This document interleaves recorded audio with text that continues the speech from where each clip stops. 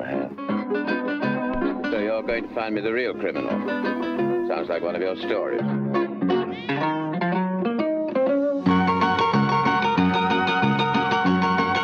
You're wrong about Harry. Voici certainement un des films les plus envoûtants, les plus fascinants de l'après-guerre. Le troisième homme de Carol Reed. Un classique du film d'espionnage tiré d'un roman de Graham Greene.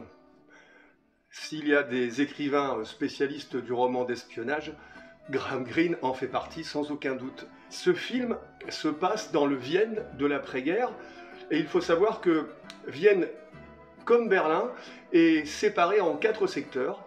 Chaque allié a son secteur, le secteur soviétique, américain, anglais, français. Ce film est un thriller qui se passe pendant la guerre froide. Nous sommes juste au sortir de la guerre et c'est un des premiers films qui nous plonge dans cette guerre froide qui sera un sujet inépuisable pour le cinéma jusqu'à aujourd'hui.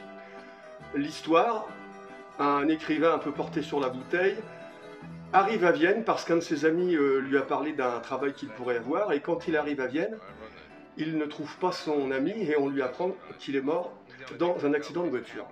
Et pendant tout le film, le personnage, ce journaliste un peu porté sur la bouteille qui cherche son ami, l'ami c'est Orson Welles, et le personnage qui cherche Orson Welles, c'est Joseph Cotten.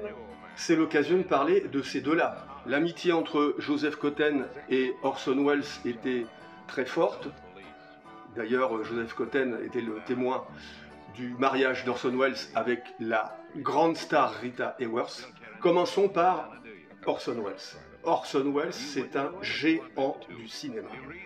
Il a réalisé et joué dans des chefs-d'œuvre qui sont des piliers de l'histoire du cinéma, à commencer par Citizen Kane en 1940. Je reviendrai d'ailleurs sur ce film parce qu'il y a beaucoup à dire sur Citizen Kane. Joseph Cotten était un grand ami de Orson Welles. Il joue dans Citizen Kane, il joue dans La splendeur des Anderson et il joue dans Le troisième homme. Orson Welles était un personnage totalement en dehors du système américain des studios. Il travaillait pour les studios, mais il n'en faisait qu'à sa tête. Il est devenu au fur et à mesure une légende vivante, et sa présence dans Le troisième homme est très intéressante parce que il est là, mais il n'est pas là. C'est un personnage, est-il mort, est-il vivant, est-il une ombre? C'est un film d'ombre et de lumière. Et qui de mieux pour incarner ce genre de personnage qu'Orson Welles?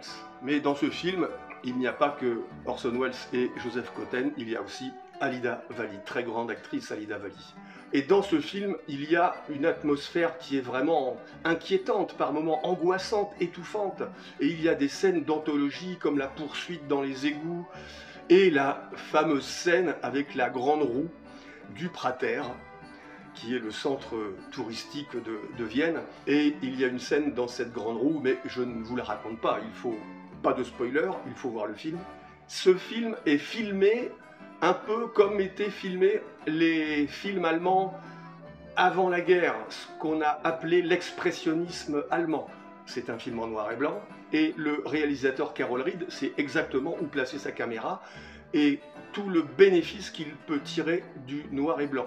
Puisque ce film est à la fois, dans son histoire, un film contrasté, une histoire en noir et blanc, une histoire d'ombre et de lumière, et le filmé en noir et blanc colle parfaitement au sujet du film.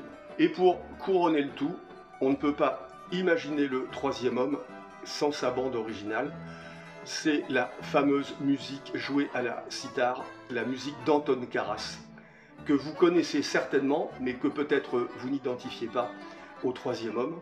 C'est une musique classique, désormais. C'est une superbe musique qui rajoute de l'intrigue, du questionnement, de la noirceur, du mystère à ce film, à cette histoire qui paraît simple de premier abord, mais qui nous emmène dans un labyrinthe et qui nous décrit ce Vienne de l'après-guerre et qui illustre parfaitement toute la complication de cette époque, de cette Europe qui a été dévastée par 5 ans de guerre et qui doit se relever et qui fait face à cette nouvelle guerre des espions cette guerre froide. Voilà, j'espère que je vous ai donné envie de voir ce magnifique film. C'est un pur chef-d'œuvre.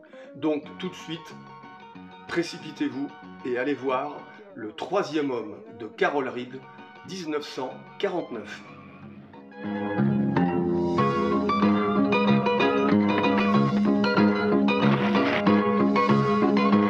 You never should have gone to the police, you know.